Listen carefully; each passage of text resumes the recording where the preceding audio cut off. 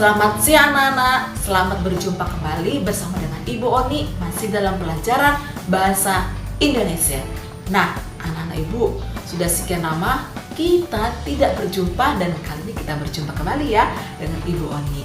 Oke anak-anak Ibu, mari kita akan siapkan diri kita untuk belajar Bahasa Indonesia masuk ke dalam buku tema 2 dan kita belajar pada subtema 3 yaitu informasi dalam wawancara ya.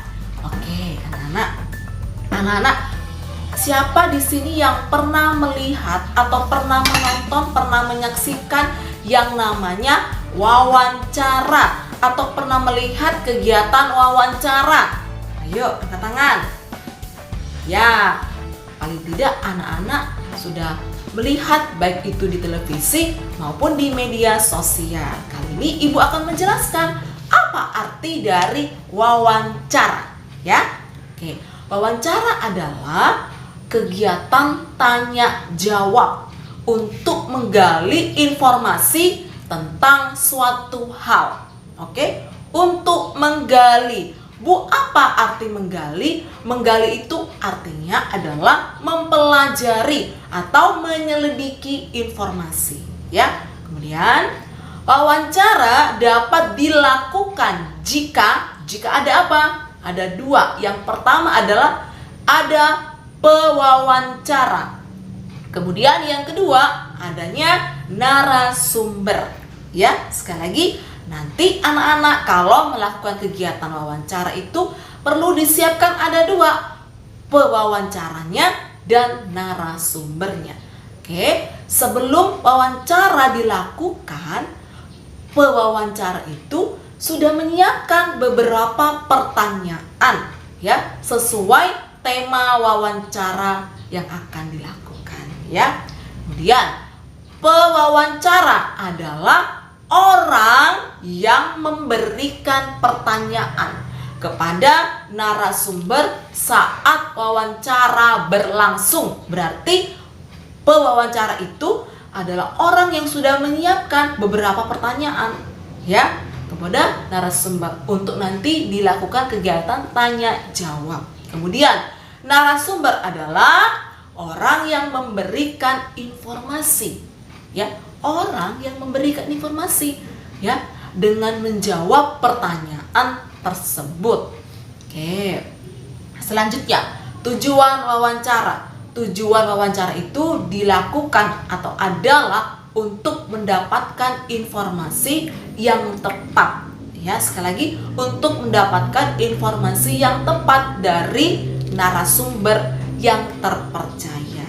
Contohnya, anak-anak Ibu, nanti kalau misalnya kita melakukan kegiatan wawancara, nah tentang misalnya kita ingin mengangkat tentang tema kesehatan, ya paling tidak narasumbernya itu adalah orang yang bisa mengetahui tentang yang namanya kesehatan, kan gitu ya.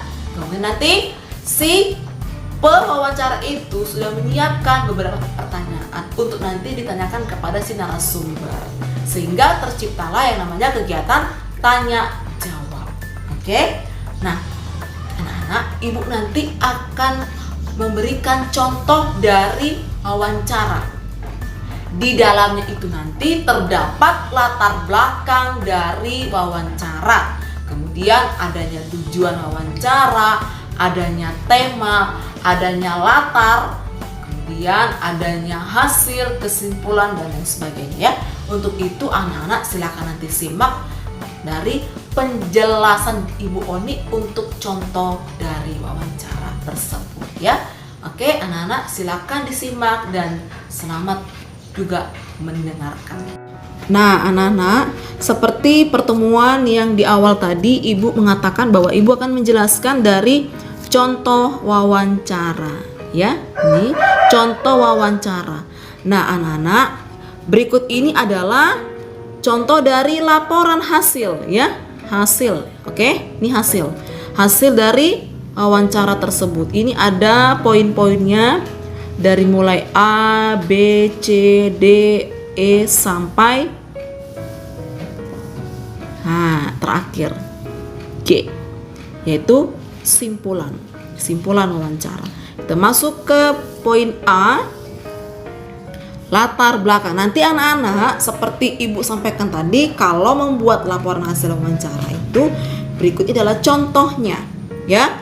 Masuk ke poin A, latar belakang wawancara. Di sini ibu membuat satu contoh bahwa siswa kelas 3 SD mendapatkan tugas sekolah untuk melakukan wawancara dengan narasumber yang tepat. Berarti tugasnya di sini bahwa kelas 3 SD diminta mendapatkan tugas untuk melakukan wawancara, kan? Dengan narasumber yang tepat. Kemudian masuk ke poin B. Tujuan wawancara. Tujuan wawancara ini adalah apa? Seperti yang tadi di awal ibu sampaikan, ya, bahwa wawancara dilakukan untuk menggali informasi tentang cara menanam dan merawat pohon bakau. Berarti wawancara yang dilakukan oleh si pewawancara tersebut adalah mau menggali atau mau mempelajari informasi tentang ini dia, bagaimana cara menanam dan merawat pohon bakau. Ya, masuk ke C. Tema wawancara. Tema ini adalah pokok permasalahan. Apa yang mau dibahas, apa yang mau dilakukan, ya, yaitu temanya adalah yang diangkat tentang cara menanam dan merawat tanaman. Tanaman apa tadi yang mau kita lakukan? Tanaman, ini dia, pohon bakau. Ya, nah ini tanamannya adalah tanaman apa? Tanaman pohon bakau yang akan mau dilakukan wawancara. Oke, seterusnya kita masuk ke D. Latar. Latar ini adalah di dalamnya terdiri waktu, ya, waktu dan tempat. Lihat. Wawancara dilaksanakan pada hari Minggu 3 Februari 2019 di mana? Di pinggir pantai. Berarti latar ini menunjukkan atau menjelaskan adanya waktu ini. Ini waktu Minggu 3 Februari 2019. Ini waktu, ya. Kemudian di pinggir pantai ini berarti tempatnya. Ya, berarti waktu dan tempat. Kemudian identitasnya. Nah, ini dia. Atau pelakunya siapa di sini? Pelaku atau orangnya, yaitu pewawancaranya adalah si Deli namanya. Ya, ini Deli adalah namanya. Kemudian narasumbernya siapa? Narasumbernya adalah Kak Dini selaku ketua komunitas pencinta pantai.